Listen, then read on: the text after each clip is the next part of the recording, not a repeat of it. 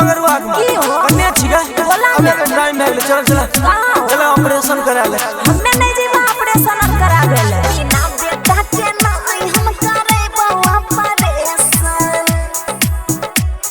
तू जल्दी ऑपरेशन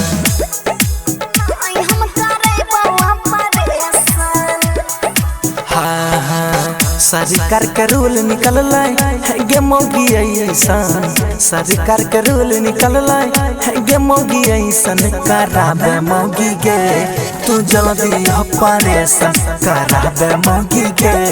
तू जल्दी ऑपरेशन हमारा में दिल करे हेरे मन सा टेंशन हमारा में दिल करे हेरे करिया टेंशन बिना बेटा के ना हम करे बउआ ऑपरेशन बिना बेटा के ना हम करे बउआ ऑपरेशन कहि दिलियो कान खोल के सुन ले नहीं करेबो त नहीं करेबो तू जल्दी ऑपरेशन बिना बेटा के ना हम करे बउआ ऑपरेशन हम करे बउआ ऑपरेशन सोरे तू ताहा बच्चा जन्म भी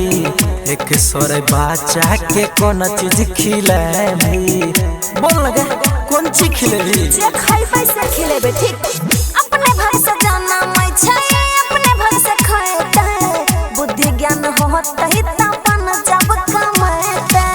हमरा बात के नहीं करे मौगी तू रिजेक्शन हमरा बात के नहीं करे मौगी तू रिजेक्शन कराबे मौगी गे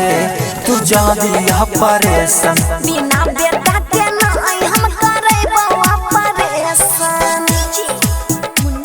कराबे मौगी गे तू जल्दी ऑपरेशन बिना बेटा के ना हम करे बउआ ऑपरेशन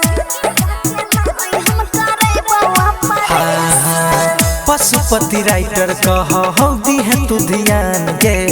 बेटा बेटी होई छी कहिए के समान गे बात के बुझे छै ना हां रे बुझै छी ले सुन हां रे बेटा रहतै त बनतै खानदान रे